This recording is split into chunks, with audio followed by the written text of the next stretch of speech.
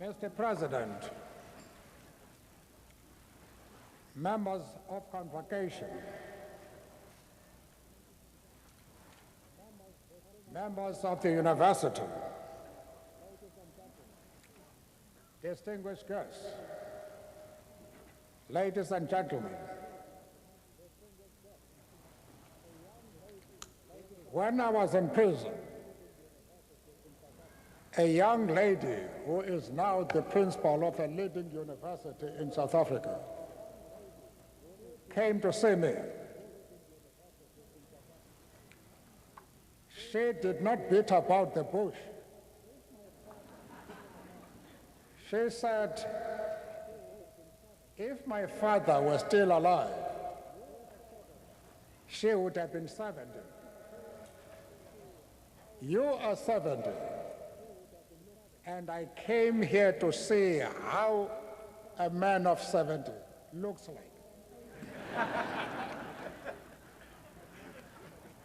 Now I am 80.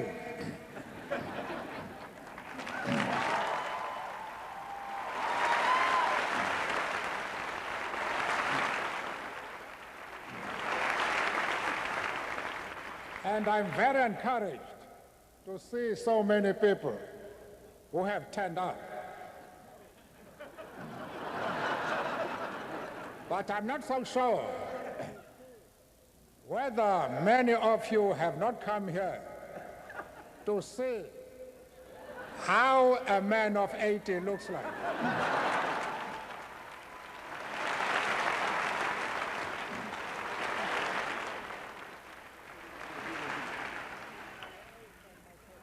I keep on asking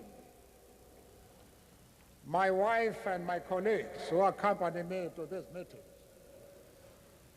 that they must excuse me from telling the same story. But you will see how appropriate it is for me to repeat the story.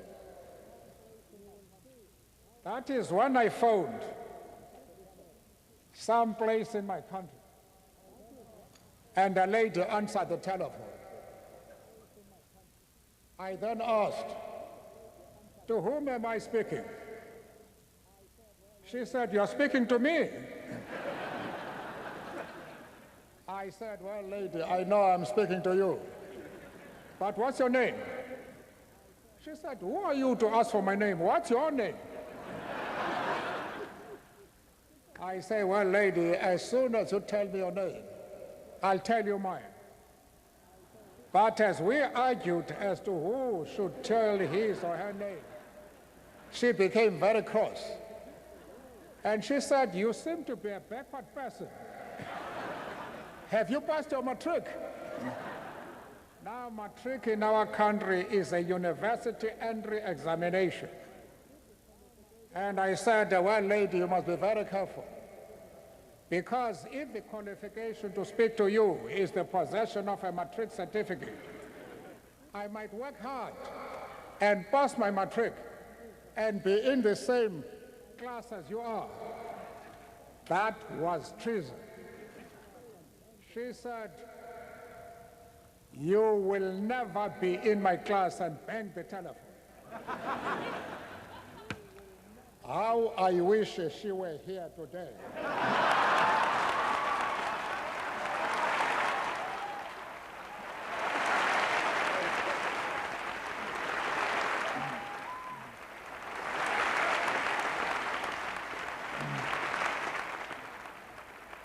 She would now discover that I have achieved more than pass my matric.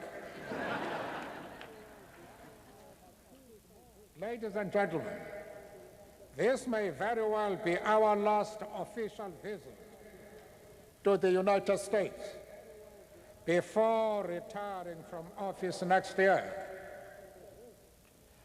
There could not be a more moving start to the visit than one which included being honored in this way by one of the great educational institutions of this nation and of the world.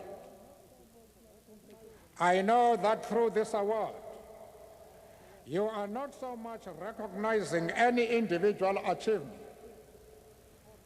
but are rather paying tribute to the struggles and achievements of the South African people as a whole.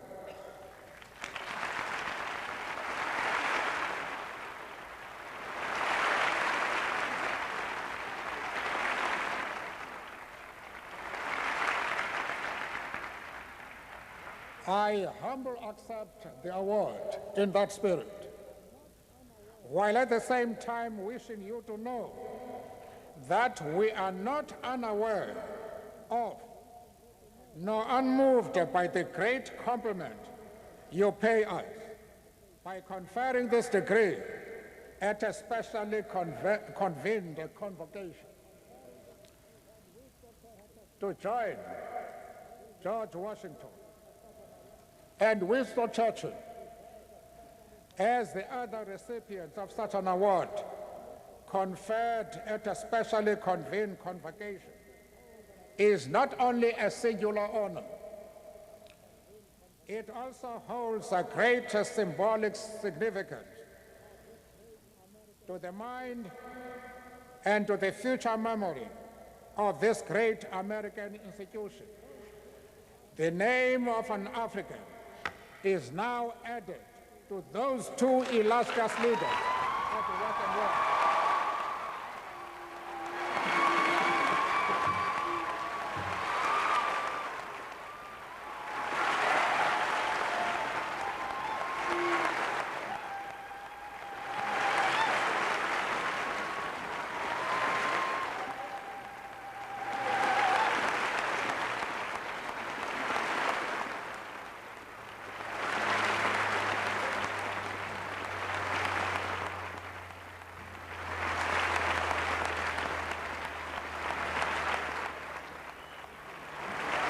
Thank you. I have said before that one of the striking features of modern times is the emergence of men and women, and indeed of institutions that have chosen the world as the theater of their operations, as the platform from which to ventilate their thinking and their ideas. Few people will deny that the University of Harvard is one of those institutions that have chosen the entire world in order to bring strength and hope to those who otherwise would have had no future at all. And I wanted to congratulate this university for the sterling effort it has made in order to ensure that those who have been denied opportunities for decades can now share them. If in these later years of a life lived in pursuit of equality, we can at last look upon our own country as one in which citizens, regardless of race, gender or creed, share equal political rights and opportunities for development, we do so with great gratitude towards the millions upon millions all around the world who materially, thank you very much, who materially and morally supported our struggle for freedom and justice. Together with those freedom and justice-loving citizens of the world, we do at the same time, however, note that at the end of this century, a century which humanity entered with such high hopes for progress, the world is still beset by great disparities between the rich and the poor, both within countries and between different parts of the world. If in individual life we all may reach that part of the long walk where the opportunity is granted to retire to some rest and tranquility for humanity, the walk to freedom and equality seems, alas, still to be a long one ahead. This august institution gains its standing and reputation also from the manner in which it has conducted and continues to conduct itself as an international presence, wherever men and women of learning and thought gather, its name and work are known. It embodies that spirit of universality which marks a great university. To join the ranks of the alumni is to be reminded of the oneness of our global world. The greatest single challenge facing our globalized world is to combat and eradicate its disparity. While in all parts of the world progress is being made in entrenching democratic forms of government, we constantly need to remind ourselves that the freedoms which democracy brings will remain empty shells if they are not accompanied by real and tangible improvements in the material lives of the millions of ordinary citizens of those countries.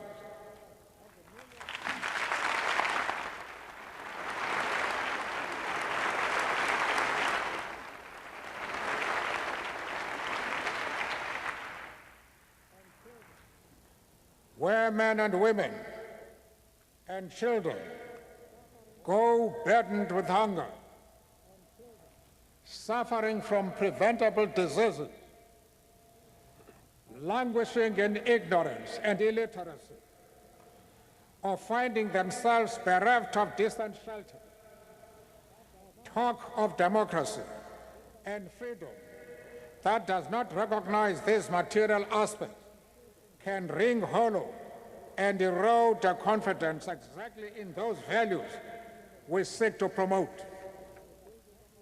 Hence, our universal obligation towards the building of a world in which there shall be greater equality among nations and among citizens of nations. The disparity between the developed and developing world, between North and South, reflects itself also in the sphere of educational and intellectual resources. When in Africa we speak and dream of and work for a rebirth of that continent as a full participant in the affairs of the world in the next century, we are deeply conscious of how dependent that is on the mobilization and strengthening of the continent's resources of learning. The current world financial crisis also starkly reminds us that many of the concepts that guided our sense of how the world and its affairs are best ordered have suddenly been shown to be wanting. They are seen to have hidden real structural defects in the world economic system. The precepts of the economic theories who could so confidently prescribe to all now appear to have drawn much of their apparent intellectual validation from having been unchallenged by the day-to-day operation of a system that operated in the interest of the powerful and not the poorest of the poor.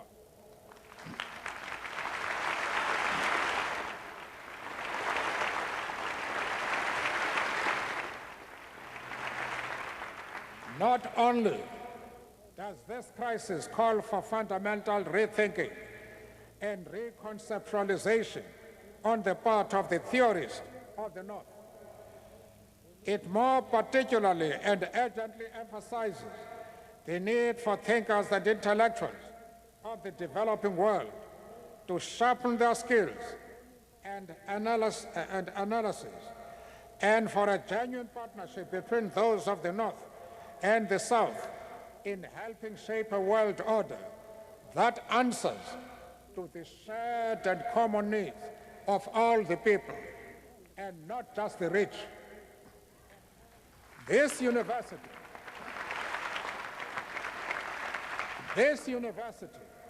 already has had a long partnership of learning and teaching with the South African people. There are many names that one could mention of persons now holding office in government or institutions of civil society who spent time at Harvard or benefited from programs conducted jointly with this institution. For that, our fledgling democracy, faced with the enormous task of reconstruction and development, owes your institution a great debt of gratitude. As South Africans play their role in helping to conceptualize and give content to the African Renaissance, we continue to draw upon the intellectual skills nurtured and honed here. The United States of America and democratic South Africa have, in the course of these last 4 years, built a relationship of mutual respect and cooperation. Each country respecting the sovereignty of the other while cooperating as partners. As part of this relationship, the scholars who had the benefit of studying here returned better equipped to deal with the local challenges and problems as Africans. It is therefore a source of great encouragement and inspiration for us to learn about the Emerging Africa's Research Project, housed in the newly created Center for International Development at Harvard. Its objective of undertaking an appraisal of Africa's economic, social, and political history, as well as the problems facing the continent, is timely and to be greatly welcomed. That it will be doing this in collaboration with African research institutions and scholars will serve to strengthen and build African intellectual capacity to take charge of its reconstruction and regeneration. I am confident that it will also strengthen and build your own understanding of African reality and your capacity to analyze that reality as part of our shared world. Mr. President, we accept this great honor bestowed upon us today as a symbol of how South Africa and the United States, Africa and the West, the developing and the developed world, are reaching out and joining hands as partners in building a world order that equally benefits all the nations and people of the world. For 300 years, this great institution has served its nation with distinction.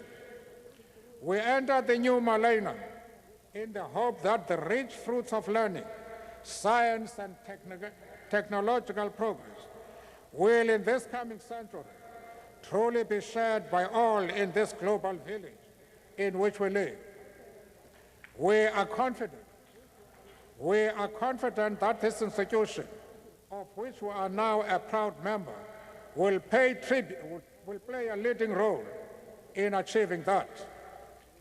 Well, I have given you a glimpse of what some South Africans think of the President. I think it would be unfair to close this address without getting a more vivid picture of what some South Africans think of this man. When I turned 75, a young lady it was reported that there was a young lady of about 5 at the gate of my house. And they say, she wants to see you. I said, let her come in. The security said, Mr. President, she's very cheeky. I say, precisely for that reason, let her come in. She came in, and indeed, she was a great lady. She did not knock. She did not greet. She just said, how old are you? I said, well, I can't remember. But I was born long, long ago. She said, 2 years ago? I said, no, longer than that. Then she suddenly switched subjects and said, why did you go to jail? I say, no, I didn't go to jail because I liked. Some people send me there. Who? People who don't like me. And she said, how long did you stay there? I said, well, again, I can't remember. But it was a very, very long time. She then said, very calmly and confidently, you are a stupid old man, aren't you? Well, ladies and gentlemen, if you think like that lady, that the address I have delivered here makes me really a stupid man, please be a little more diplomatic than that young lady. Thank you.